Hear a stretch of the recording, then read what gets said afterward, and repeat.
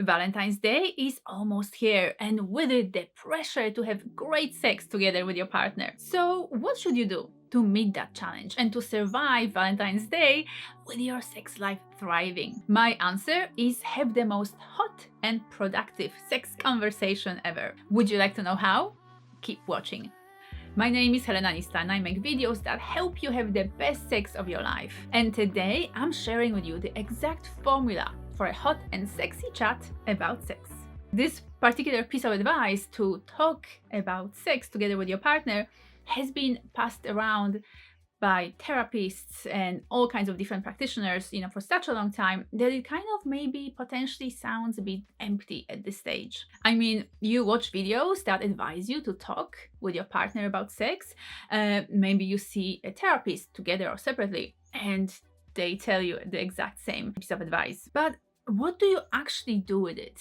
What do you make of it? How do you actually incorporate talking about sex into your relationship? What does it look like practically? The unfortunate truth is that communication and communication skills is not something that we are being taught, in our society. And as a result, a lot of people struggle with the conversations that can be a bit tricky or profound in any kind of a way. And I feel like talking about sex is almost the most tricky topic there is. There is money, there is politics, there is religion, there's all sorts of other different opinions and values that people hold very strongly.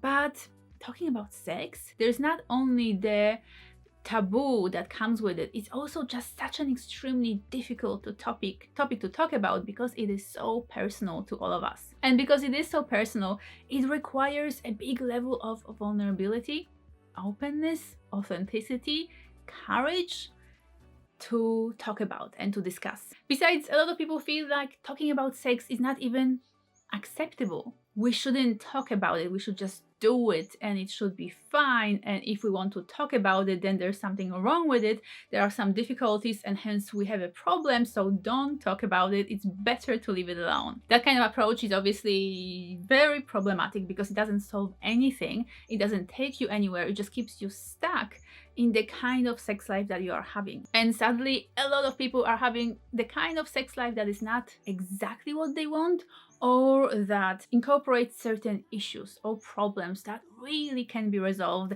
if they are addressed and looked at. So today I'm going to give you the exact formula for having with your partner an amazing, sexy, hot, warm, compassionate, loving kind of conversation that also will bring on a positive change and a hopefully very, very sexy evening together on Valentine's Day. But before I give you the formula, we are going to talk about different rules and important aspects of this conversation. And the rule number one is to be loving, caring, and very compassionate, both with your partner and with yourself during this conversation. Very likely, this is not going to be terribly easy for both of you or one of you, especially the first time you have this conversation. So keeping that in mind and being very gentle, patient, and loving while you're talking together about sex is going to really help here. And secondly, do your best to not take things personally. Do not assume that if your partner wants to change something or has some kind of complaint about your sex life together, that this is necessarily about you. A lot of people tend to see this kind of feedback, or potentially negative feedback, or a request for a change. They can see that as a personal attack. As in, you might feel that your partner is putting it all on you, as in you've done something wrong. Whereas the truth is, you've probably done nothing wrong. You've been doing your best or touching your partner with all of your love and appreciation for them. However, you haven't fully met their needs simply because you didn't realize what those were. So treating their words as a personal attack is not gonna get you anywhere because you're just gonna get defensive and you're not really gonna hear what it is that they need, want, and desire from you. Whereas being loving, gentle, patient, and open-minded here means that you will see past their initial reaction or the words that might potentially feel uncomfortable to you, and that you will actually hear what it is that your partner is actually desiring from you. Rule number 3 is focus on stating the positive more than emphasizing the negative. So instead of saying, I really don't like it when you do this thing, maybe frame it differently. For example, remember when you did that thing that I really enjoyed? Like, that really gets me hot and I really enjoyed that, and I would like you to do that more to me because it feels amazing. Or I found this particular thing online, you know, a video, an article, etc., and I feel like that would be really, really hot for us to try and use together. So let's maybe explore that. Let's talk about that. And rule number 4, be open to negotiating, be open to a discussion. If your partner asks for something that is a no to you, what can you give them instead? Or what kind of need are they really trying to have satisfied? Which then opens the field for communication or conversation around, you know, what are other ways that this need can be met. If you're a man and you're maybe unable to last as long as your partner needs to in order to orgasm or in order to feel satisfied, what are other ways? Instead of feeling rejected when she points that out, what are other ways that you can negotiate with her about, that you can offer her, so that, you know, you can still give her that kind of satisfaction that she craves? Can you use your fingers, for example? Or can you use a dildo? Or even a strap-on for more of an experience that simulates an actual penetration with your penis? Or if you're a woman and maybe you're struggling, or maybe you're unwilling to give your partner the kind of oral experiences that he desires, but, you know, maybe that causes your jaw to hurt, or you're not into it, or you can do it for a while but not as long as he wants to. What are other ways that you can use to give your partner what he desires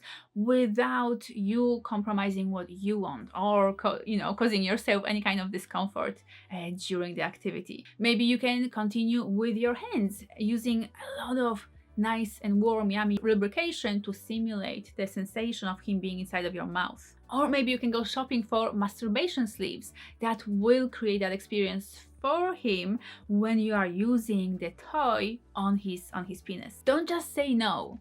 Say, okay, I'm hearing you. I might potentially struggle with this or have discomfort around this, or I might be unable to create this for you in that exact particular way that you're asking for. What can we do instead? Or how can we make this experience happen for you so that both of us are satisfied? Okay, so we're getting to the most exciting part of this video. We are getting to the formula. And the formula is fairly simple. It consists of 3 steps that you will need to follow. First, one partner will follow the 3 steps, and then the other partner will do the same. So in that way, you will be taking turns, and the person who is speaking will have the floor, so to speak. So as the listener, it's best to just give them your full attention with that kind of love, compassion, care, and consideration, without interrupting, without getting upset, without taking things personally, etc. And the 3 steps are, first of all, what do I love and enjoy about our sex life? Always starting with the positive, remember? Second of all, what would I like to change about our sex life? And thirdly, what are the practical steps going forward? So let's just quickly unpack those 3 steps. I've mentioned before about the importance of starting with the positive and emphasizing the positive in your sexual conversations and sex communication. So here you are going to start by answering the question, what do I love and enjoy about our sex life together? And what works really, really well here is being very specific, specific to your partner. So just saying, I love how often we have sex. That's okay, but it's not terrific. Or I love it how I orgasm with you. Okay, good, again, not fantastic. Something better would be, I love that thing you do when you give me oral sex and then you use your mouth or your tongue in this particular way, and then you add your hands and they work in that particular way and they touch me, and then I feel this kind of pleasure or this arousal, this excitement. It's just amazing. That's good. Oh, when we make love and you look at me with that kind of amazing look of love and care and consideration in your eyes, like that makes such a difference to me. It makes me feel held, it makes me feel loved, and it makes me feel so completely adored by you. I promise you that this kind of personalized and specific positive feedback is going to mean the world to your partner and to you as well when it comes to your partner giving you that positive feedback. And it's gonna really set both of you up for to be in a much better place when you get to step 2. In step 2, you will be answering the question, what would I like to change about our sex life together? And if there's a lot of different things that come to mind, it is best to just maybe pick 2 or 3. Ideally, this conversation should happen on a monthly basis, so just focus on a few things, 2 or 3 things, no more, and then next time you can work on other things. And when you're telling your partner about things that you would like to change, either bring new things that you would like to bring to your sex life, or things that you don't want to do anymore together, that you've been doing but you just don't want to do it anymore, or things that you've been doing but you just want them done a bit differently. They work for you, but they could work better, and this is how. So when you're discussing all of that, when you're telling your partner who is listening to you and not interrupting and not taking things personally, so when you're sharing all of that, keep in mind how difficult it might be potentially for your partner to hear this kind of feedback, and make sure to bring into this conversation all of your heart, all of your love, all of your care and compassion for your partner. This is an important conversation, and it's gonna make a huge difference to your sex life together. So it needs to be given all of your care, all of your heart needs to be in it. Don't hurt your partner's feelings. It's not you against them. It's both of you together against a problem in your sex life or something that's lacking in your sex life. So expressing that with love is extremely important here. And while steps 1 and 2 are for you to speak and your partner to just listen, step 3 is more of a conversation, because this is where things have been expressed by you, and now both of you come to the negotiation part about, okay, how do we practically move forward with these changes? First of all, which of these changes are acceptable to your partner, which of them you need to negotiate about, what exactly needs to happen so that those different needs can be met in your sex life together. And being practical here and very specific is so important. Don't just say, I want more foreplay. Tell them how much, what does it mean? Not only in duration, is that 5 minutes or 30 minutes or 10 minutes or whatever, but also what do you actually want to happen? Do you want more oral sex? Do you want more caressing, kissing, full body touch? Do you want a relaxing massage? What does it look like? Stimulation with toys, etc. Because in your partner's head, they might be thinking, okay, well, I'm gonna do this, and they do it their own way, without realizing that you have a particular image in your head when you think more foreplay, and they might interpret it as different. They might just add another minute to your foreplay experience together, and they think, oh, I'm doing it, while you're thinking they are not doing it. So this is why it's so important here to come up with at least between 1 and 3 very practical action steps, so that you know exactly what you're asking for, and your partner knows exactly what is being requested of them. You know what actions you're talking about, you know how long it's supposed to last, you know exactly how to implement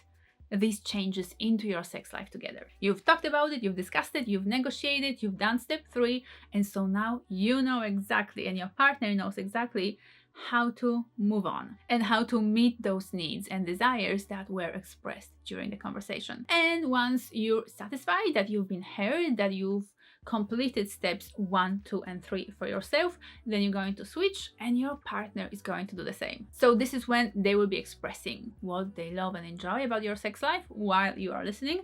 Then they will move on to step 2, what they would like to change. Again, at that part, you're just listening, you're just being patient, you're just taking in everything that you're hearing. And then when they're done with step 2, you're going to move on to step 3, and you're going to have a conversation about what you need to do practically, what you're prepared to do, what needs to be negotiated about, and how you're going to practically move forward to creating more sexual satisfaction for your partner. So that's the formula, that's how it works, and I really hope that you are excited to have this kind of hot and sexy sex chat with your partner. And if you would like even more powerful tips for love, romance, connection, and amazing passion in your relationship this Valentine's Day and moving forward, then make sure to check out my online course, Tantric Sex for Couples. It's an amazing journey that will enrich not only your relationship, but particularly your sex life together. You'll find the link in the description bar below. Please make sure to let me know your plans for this Valentine's Day, and I will see you next week.